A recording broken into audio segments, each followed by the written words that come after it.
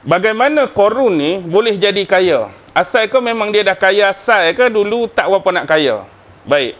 Ada riwayat yang menyebutkan bahawa Qarun ni adalah termasuk di kalangan ulama Bani Israel. Orang yang jenis cerdik reti tentang hukum hakam. Sebab apa? Sebab dia sepupu Nabi Musa. Sepupu Nabi. Kita baru sepupu Tok Guru. Kita baru mungkin sepupu orang-orang hebat. Ulama-ulama besar. Ni sepupu Nabi. Dia orang yang dekat, orang yang akrab dengan Nabi Musa dan Nabi Harun. Jadi dikatakan dia ni sebahagian daripada ulama besar Bani Israel. Dan dahulunya dia adalah seorang yang miskin. Tapi antara sifat yang boleh dipuji pada Qarun ialah walaupun keadaan dia masa tu miskin, sifat dia suka menderma dan bersedekah pada orang. Suka bagi bantuan pada orang. Dia tu dah miskin dah. Dalam keadaan miskin dia tu, dia suka bagi bantuan pada orang. Tu sifat terpuji dia. Jadi bila melihat hal demikian, dia pernah minta kepada Nabi Musa supaya Nabi Musa ni doa pada Allah suruh dia jadi kaya. Sebab apa dia kata? Aku ni miskin pun duk tolong orang. Aku miskin pun duk derma kat orang. Aku miskin pun duk infak kat orang. Kalau aku kaya, lagi banyaklah aku tolong orang. Begitulah anggapan dia. Lalu Nabi Musa berdoa kepada Allah sebagaimana permintaan dia dan dikabulkan oleh Allah. Kaya sungguh. Bila kaya, dia buat ada apa yang dia kata sebelum ni. Kalau aku banyak harta kaya, lagi banyaklah sedekah. Lagi banyak bagi kat orang. Tapi bila dah kaya, itulah manusia. Dia berlaku lupa daratan. Bila banyak ni, dia jadi sayang lah pula. Nak bagi kat orang. Jadi dia duk menimbunkan harta-harta dia yang banyak tadi, sehingga menyebabkan Qarun ni jadi sombong dan angkuh. Okey. Baik, kita sambung. Fabagha alaihim. Dan dia telah melakukan anaya ke atas mereka, iaitu ke atas kaumnya Bani Israel. Apa perbuatan anaya yang dilakukan oleh Qarun terhadap kaumnya Bani Israel? Sekurang-kurangnya ada 3 pandangan. Ada 3 pandangan. Seingat saya dalam tafsir Ruhul Ma'ani, Imam Al-Alusi menyebutkan, ataupun mungkin juga ada di dalam tafsir Imam Baghawi Ma'alim At-Tanzil. Pertama ialah qila, pandangan, pendapat, mengatakan dia ni amilan li Fir'aun. Amil, apa dia amil? Kita tahu tempat kita amil zakat je.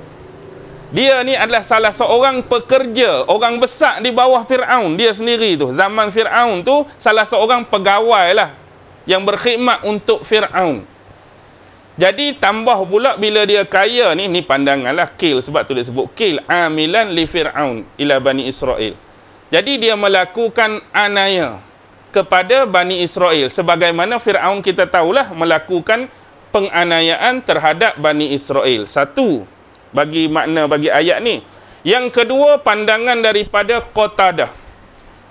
Qatadah memaksudkan di sini menganiaya kepada Bani Israel ialah dengan menunjukkan kekayaan dan perbendaharaan hartanya yang banyak. Kadang-kadang sifat menunjuk-nunjuk ni boleh menganiaya orang lain. Walaupun bukan bentuk dengan perkataan. Kita orang kaya, tiba-tiba kita pergi tunjuk duk makan McDonald, kita pergi tunjuk duk makan KFC depan orang miskin hak lapak. Lagu mana? Perbuatan tu dianggap apa? Orang tu dah 3 hari tak makan, lapak lagi, dahaga lagi. Kita pun pergi buat action. Duk makan KFC depan dia. Allah, sedapnya KFC ni. Menyebabkan kawan tu terliok nak makan. Kita menganiaya dia, kita menzalimi perasaan dia. Waktu tu tengah lapar, tengah dahaga. Apatah lagi menunjukkan perbendaharaan harta, menunjukkan kekayaan dia, menunjukkan tu, menunjukkan ni kepada kalangan Bani Israel yang waktu tu rata-rata hanya jadi kuli dan buruh bagi Fir'aun. Dia menunjukkan kemegahan dia. Manakala satu lagi pandangan daripada seorang imam selepas Qatadah tu, saya lupa imam tu, dia kata menganiaya di sini bermaksud ada keterlibatan dengan syirik.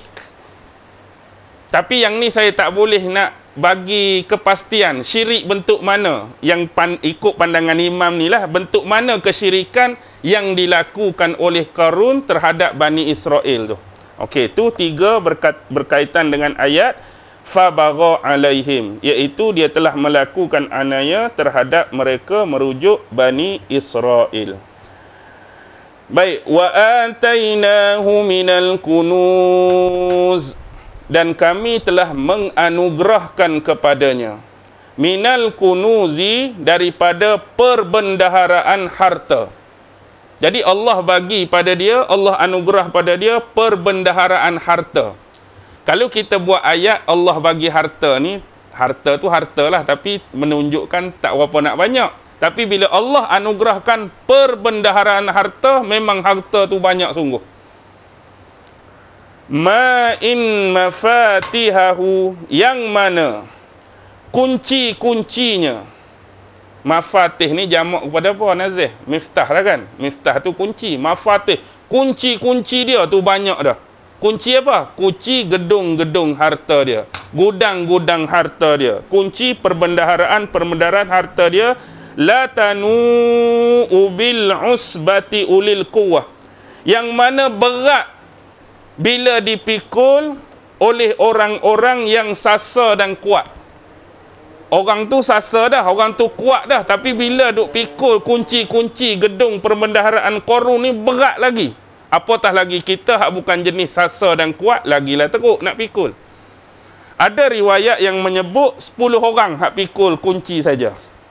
10 orang hak sado-sado lah, 10 orang hak besar-besar.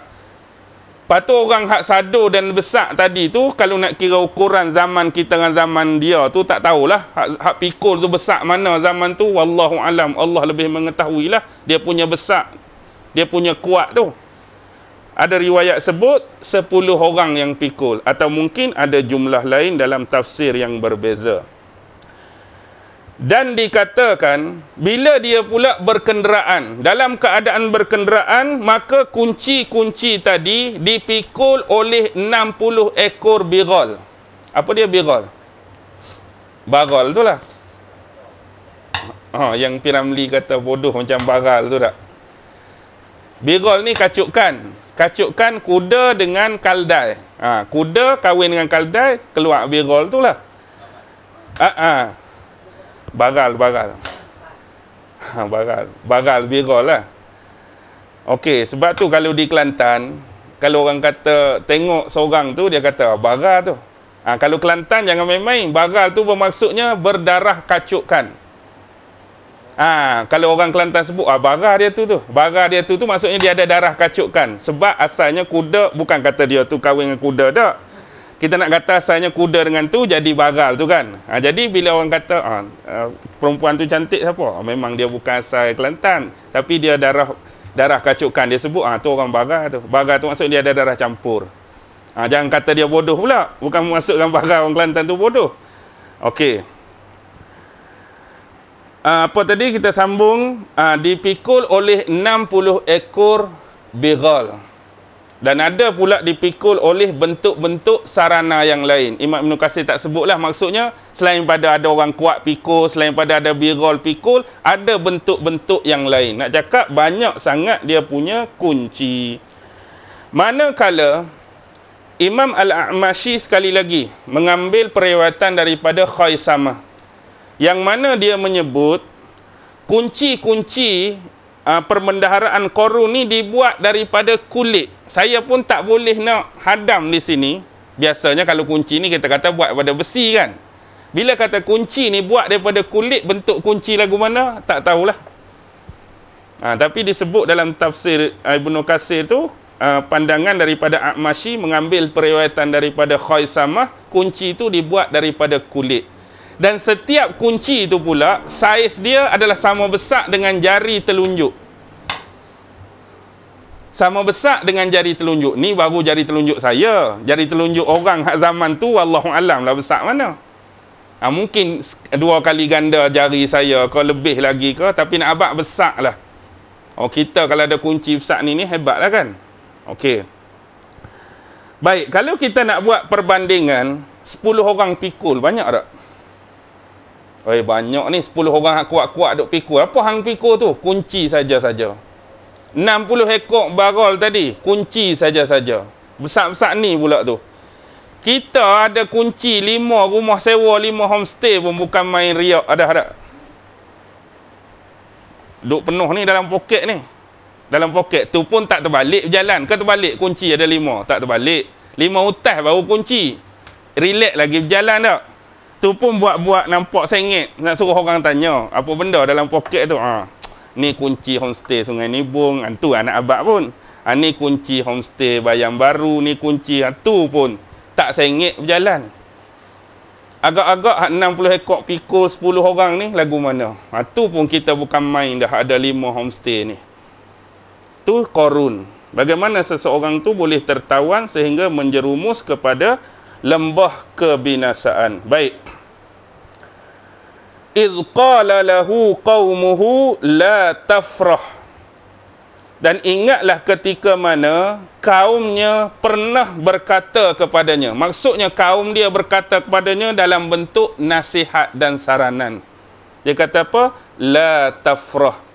Janganlah kamu berbangga. Jangan kamu menyombong dengan harta yang dikurniakan oleh Allah tu pada kamu. Bukan salah pada harta tu, bukan salah pada Allah yang bagi harta tu, tapi salah bila kamu memiliki harta yang Allah bagi tadi menyebabkan kamu sombong, menyebabkan kamu angkuh dengan orang lain. Menyebabkan kamu sombong dengan sesama makhluk Allah. Innallaha la yuhibbul farihin. Sesungguhnya Allah tidak menyukai orang-orang yang melakukan kesombongan dan keangkuhan. Jadi nada kaum dia ni berisi apa? Berisi nasihat, berisi saranan, berisi petunjuk. Nasihatlah, biasalah. Jadi supaya dia ni jangan sombong dengan harta yang Allah bagi.